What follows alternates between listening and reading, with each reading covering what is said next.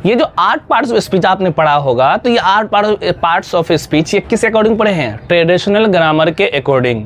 अगर हम modern grammar की बात करेंगे तो मॉडर्न ग्रामर में इसके बारे में थोड़ी सी डिस्कशन है जो आपके लिए जानना बहुत ही ज़्यादा ज़रूरी है। तो मॉडर्न ग्रामर में मॉडर्न जो राइटर्स हैं वो कहते हैं कि पार्ट्स ऑफ स्पीच 8 नहीं बल्कि कितने हैं? 9 हैं। तो वो जो 9वां है, वो 9वां कौन सा है? ये है डिटरमिनर। तो ये जो वर्ड्स है, ये वर्ड यानी जो शब्द हैं, इसको 2 भागों में डिवाइड किया है और उन दोनों को 14 भागों में डिवाइड किया है। वो कैसे, आइए देखते हैं। Welcome back to my YouTube channel Misbah sir. आज के इस वीडियो में हम शुरू करने वाले हैं ग्रामर।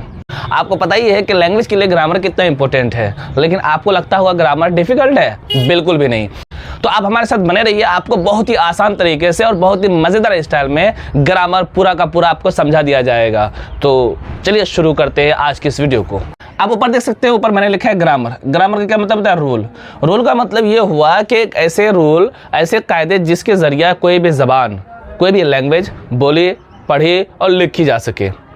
अब हम बात करें इंग्लिश की, तो इंग्लिश ग्रामर का मतलब क्या होगा? इंग्लिश ग्रामर का मतलब बेसिकली यही होगा कि ऐसे तरीके, ऐसे सिस्टम्स जिसको पढ़ के, जिसको जानकर हमें इंग्लिश बोलना, पढ़ना और लिखना आ सके। क्लियर है इतनी बात? तो इंग्लिश में जो टोटल अल्फ़ाबेट्स हैं, जो टोटल लेटर्स हैं, वो कितने हैं? 26। इन 26 लेटर्स को 2 भागों में बांटा गया है। सबसे पहला है कॉन्सोनेंट। कॉन्सोनेंट कितने हैं? 21। तो इंग्लिश में कॉन्सोनेंट कितने हैं? 21। और वोवेल कितने हैं? 5। तो 21 और 5 कितना हो गया? 26। तो 26 ये हमारे लेटर्स हैं, ठीक है। तो जो हमारे लेटर्स हैं, जो अल्फ़ाबेट हैं, वो 2 कैटेगरी में डिवाइड किया गया है। पहला कॉन्सोनेंट जो 21 है हमारे, दूसरा हमारा है वोवेल जो क्या है? 5 हैं। ये जो वोवेल 5 हैं, ये कौन कौन से हैं? ये हैं ए, आई, ओ एंड यू। ये हमारे 5 वोवेल्स कहलाते हैं। क्लियर है? आगे हम डिस्कस करेंगे ये वोवेल के क्या फ़ायदे हैं और ये वोवेल क्यों कहलाते हैं और इसका क्या क्या यूज़ है, इसको हम लोग आगे बात करेंगे। फिर वक्त अब यही समझे कि जो वोवेल होते हैं वो ये 5 हैं। अब जब ये लेटर्स हैं तो लेटर्स को हम बोलेंगे भी, जाहिर सी बात है, जो भी जैसे ए बोलेंगे, बी बोलेंगे, सी बोलेंगे, तो ये लेटर्स तो आप प्रोनाउंस करेंगे ना, कुछ तो बोलेंगे। तो ये जो साउंड है, ये जो 26 हमारे लेटर्स थे, ये 26 लेटर्स को जो हम बात करते हैं, जब इसको उच्चारण करते हैं, जब बोलते हैं, जब इसका साउंड करते हैं हम, तो ये टोटल कितनी तरह से साउंड निकलता है? 44 तरीके से। यानी 26 लेटर्स जो साउंड निकालता है, उसके जो उच्चारण होते हैं वो 44 तरीके से होते हैं। तो हम यूँ समझें, यूँ याद रखें कि इंग्लिश के अल्फ़ाबेट्स जो हैं वो 26 हैं और उनके जो साउंड है वो 44 हैं। अब जिस तरीके से लेटर्स हमारे कॉन्सोनेंट और वोवेल हुआ था, उसी तरीके से हमारे साउंड भी वोवेल और कॉन्सोनेंट होंगे, ठीक। तो कॉन्सोनेंट साउंड की अगर हम बात करेंगे तो वो है 24। क्लियर है? और वोवेल साउंड हमारे कितने हैं? 20। इतनी बात क्लियर है? तो ये हमारे लेटर्स की बात थी। लेटर्स ये हो गए कि लेटर्स 26 हैं, फिर उसका साउंड है 44। लेकिन लेटर्स के बाद हमारा अगला स्टेप क्या है? वर्ड। जो वर्ड है यानी शब्द। शब्द कैसे बनते हैं? तो लेटर्स के समूह से, लेटर्स के कलेक्शन से हमारे क्या बनते हैं? शब्द बनते हैं, यानी वर्ड्स बनते हैं। तो हम डेफिनेशन यूँ कह सकते हैं, a group of alphabets that make sense is called word. ठीक। यहाँ पे कंडीशन ये है कि वो सेंस बनाए। अगर वो कलेक्शन ऑफ अल्फ़ाबेट सेंस नहीं बनाता है, मीनिंग मतलब नहीं निकलता उसका, तो वो वर्ड नहीं कहलाएगा। फॉर एग्जांपल READ इसका मतलब रीड मतलब पढ़ना। RED रेड मतलब लाल। तो ये दोनों जो हमारे, इसमें भी कलेक्शन ऑफ अल्फ़ाबेट्स हैं, इसमें भी कलेक्शन ऑफ अल्फ़ाबेट्स हैं, दोनों के दोनों मीनिंग बनाता है, इस वजह से ये हमारे वर्ड कहलाएंगे। ये हमारे देखें आगे कि DRDE, ये कलेक्शन ऑफ अल्फ़ाबेट्स तो हैं, लेकिन इसका कोई मतलब, इसका कोई सेंस नहीं निकलता है। अब जब इसका मतलब, इसका कोई सेंस नहीं निकलता है, इस वजह से इसको इंग्लिश में हम वर्ड नहीं कहेंगे। अगर आपको वर्ड्स और उसके डेफिनेशन, अल्फ़ाबेट्स और उसके मतलब समझ में आ गया है, तो आगे हम शुरू करते हैं और आगे समझने की कोशिश करते हैं कि जब हम लेटर्स को मिला दिए तो हमारा क्या बना? वर्ड्स। और जब हम वर्ड्स को मिला देंगे तो आगे हमारा बनेगा सेंटेंस। तो सेंटेंस का बेसिकली डेफिनेशन क्या हो जाएगा? A group of words having sense, यानी ग्रुप ऑफ वर्ड्स है और उसमें कोई मतलब निकलता है, तो वो हमारा हो जाएगा सेंटेंस। फॉर एग्जाम्पल हम बोल सकते हैं कि आई एम गुड। अब यहाँ पे सेंटेंस देखना है कि आई है, एम है, गुड है। ये 3 अलग अलग आपके शब्द मिले हैं, 3 अलग अलग वर्ड्स मिले हैं। जब अलग अलग वर्ड्स का इस्तेमाल एक साथ करते हैं और उससे वो कंप्लीट सेंस, कोई मतलब निकलता है, तो उसे हम कहते हैं सेंटेंस। क्लियर। अब यहाँ से आप ध्यान देंगे कि जो सेंटेंस बनता है इसमें अलग अलग तरह के वोकैब का इस्तेमाल किया जाता है, अलग अलग तरह के वर्ड का इस्तेमाल किया जाता है। अब इसी सेंटेंस को हम स्पीच भी बोल सकते हैं। स्पीच बोले तो पूरी बात, इस सेंटेंस को हम क्या बोल सकते हैं? स्पीच। जो सेंटेंस होता है हमारा हम उसे स्पीच बोलेंगे। अब जब एक स्पीच है तो जाहिर सी बात है कि स्पीच में अलग अलग वर्ड होंगे, अलग अलग वर्ड होने का मतलब है उसका अलग अलग पार्ट होगा। क्लियर है बात। जब अलग अलग पार्ट होंगे तो अलग अलग पार्ट अलग अलग तरह का होगा। जैसे हमारे हाथ में 5 फिंगर्स होते तो हैं लेकिन सब इक्वल होते हैं? ऑफ कोर्स नहीं होते हैं, सबका अलग अलग नाम होता है। हमारी फैमिली में बहुत सारे लोग हैं तब जाके वो फैमिली बना है, लेकिन सब एक जैसे हैं? बिल्कुल भी नहीं, अलग अलग है। उसी तरीके से हमारा ये सेंटेंस तो है लेकिन ये जो स्पीच है तो इसके अलग अलग वर्ड्स हैं, राइट।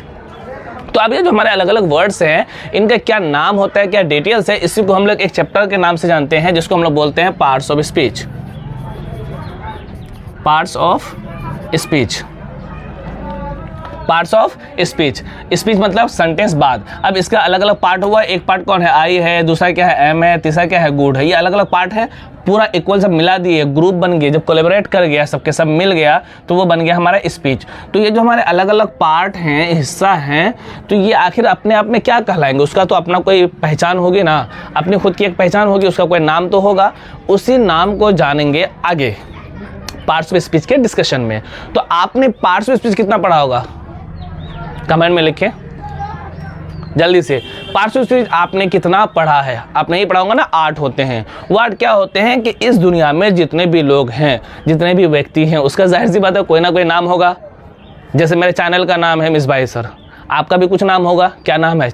कमेंट में लिखें, जो भी नाम है कमेंट में बताएं आप हमें कि आपका क्या नाम है। आप जिस जगह से बिलोंग करते हैं उस जगह का भी नाम होगा, है ना। तो हर एक व्यक्ति, हर एक चीज़ का कोई ना कोई नाम होता है। तो सबसे पहला जो हमारा पार्ट्स ऑफ स्पीच में आता है वो होता है नाउन। सबसे पहला हमारा क्या है? नाउन। क्यों? दुनिया में जितने भी व्यक्ति हैं, जितनी भी चीज़ें, हर एक चीज़ का कोई ना कोई नाम होता है। नाउन के बाद हमारा जब दूसरा आता है वो आता है प्रोनाउन। प्रोनाउन क्यों? क्योंकि आपने देखा होगा कि कभी कभी हम नाम ना इस्तेमाल करके हम क्या बोलते हैं? अरे वो आए, वे लोग जा रहे हैं, हम लोग बोल रहे हैं, मैंने कहा। तो ये मैंने, वो, ये ऐसा बोलते हैं, नाम नहीं बोलते हैं बल्कि कोई दूसरे शब्द बोलते हैं, लेकिन उस शब्द से पता चल जाता है कि आप किस बारे में, किस व्यक्ति या किस चीज़ के बारे में बोल रहे हो, है ना। तो आप जिस व्यक्ति या जिस चीज़ के बारे में आप बोल रहे हैं तो वो क्या कहलाएगा? प्रोनाउन कहलाएगा। क्लियर है। अब जाहिर सी बात है जो कोई नाउन या प्रोनाउन है तो उसके अच्छे और बुरे शब्द, उसके अच्छे और बुरे बताने वाले भी तो कोई लोग होंगे, उनकी विशेषता भी होगी, कुछ अच्छी क्वालिटी होगी, कुछ बुरी क्वालिटी होगी, कुछ ना कुछ तो विशेषता होगा ही, नहीं है ना। सबके अंदर कुछ ना कुछ अच्छाई बुराई होती ही है। तो उस नाउन और प्रोनाउन के बारे में जो क्वालिफाई करेगा, जो नाउन और प्रोनाउन के बारे में कुछ विशेषताएं बताएगा, उसे हम कहते हैं एडजेक्टिव। उसे हम कहते हैं एडजेक्टिव। क्लियर है। तो नाउन हो गया, प्रोनाउन हो गया, एडजेक्टिव हो गया।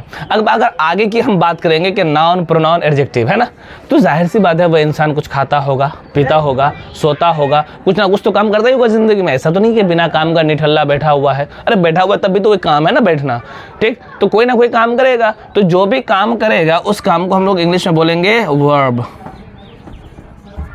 ठीक। अब ये जो काम करेगा, सुबह करेगा, शाम करेगा, यहाँ करेगा, वहाँ करेगा, ऐसे करेगा, वैसे करेगा, इसकी भी तो कुछ ना कुछ विशेषताएं होंगी। ऑफकोर्स होंगे, है ना, नहीं होंगे ना। तो ऑफकोर्स होंगे। तो जो विशेषताएं होंगी वर्ब की, उसको हम क्या बोलते हैं? हम लोग एडवर्ब,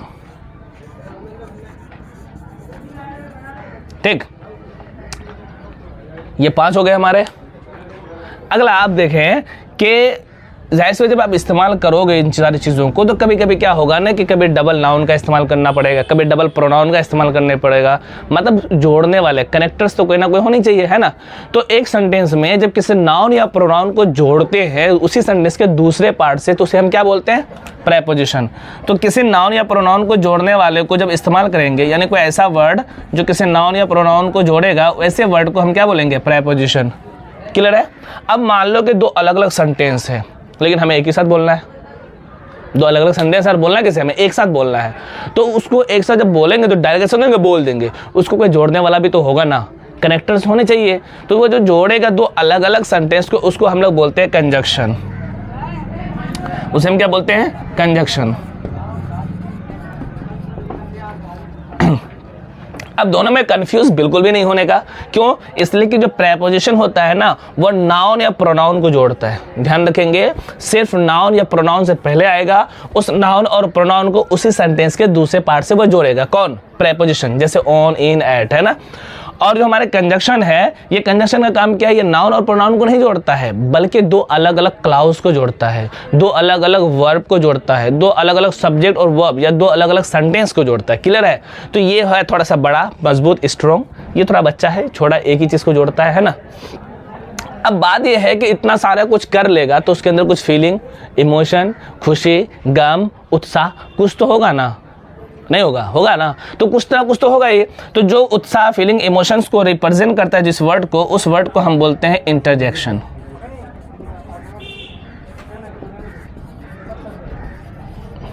ऐसे वर्ड को हम बोलते हैं इंटरजेक्शन। जैसे आपको चोट लगे तब क्या बोलते हैं? आह, उप्स।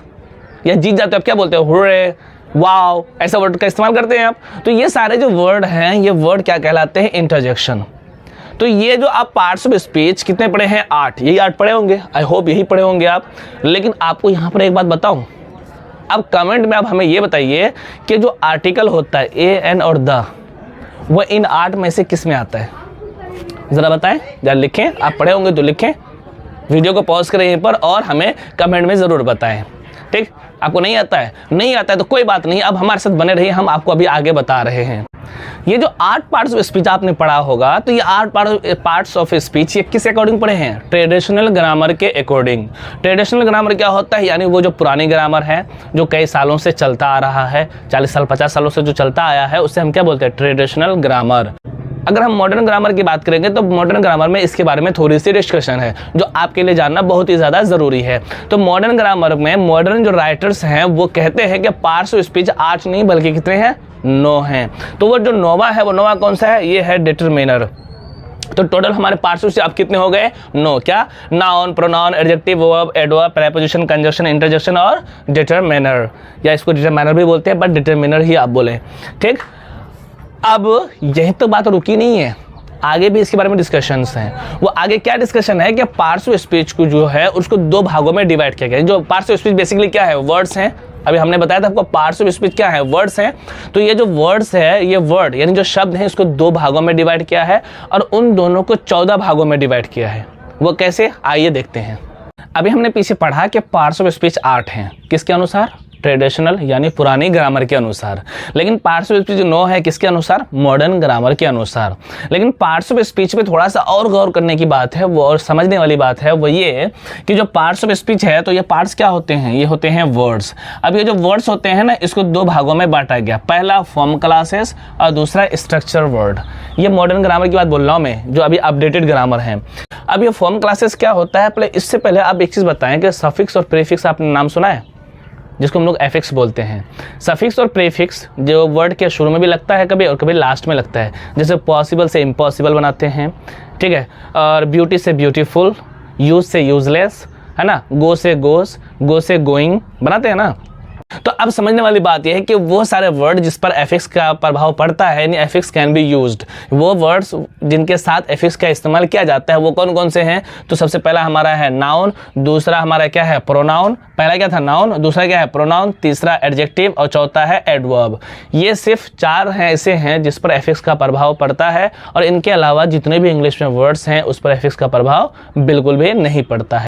जिन पर एफिक्स का प्रभाव बिल्कुल भी नहीं पड़ता है, यानी वो जैसे है वैसे रहेगा, वो कभी एडेड या फिर उसको बढ़ा नहीं सकते ना इसको घटा सकते हैं। तो वो टोटल कितने हमारे? 10 हैं। वो 10 क्या क्या हैं?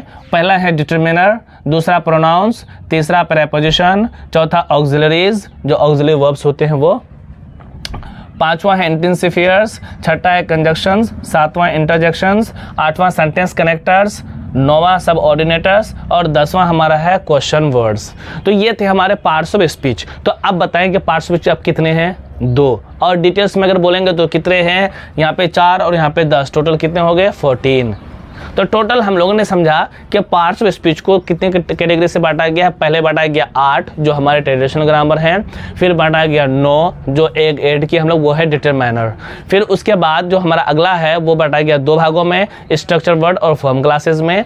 स्ट्रक्चर वर्ड के टोटल कितने काइंड हैं 10, फॉर्म क्लासेस के टोटल कितने हैं 4, तो टोटल कितने हो गए 14। तो पार्ट्स ऑफ स्पीच अब हम कितने बोल सकते हैं 14 बोल सकते हैं। इन सब के डिटेल्स हम पढ़ेंगे आगे के अपकमिंग वीडियोस में। अगर आपने चैनल को सब्सक्राइब नहीं किया तो सब्सक्राइब कर दें, वीडियो को लाइक ज़रूर करें, शेयर करना बिल्कुल भी ना भूलें, और आपको कैसा लगा ये वीडियो कमेंट में ज़रूर बताएं। Thank you so much.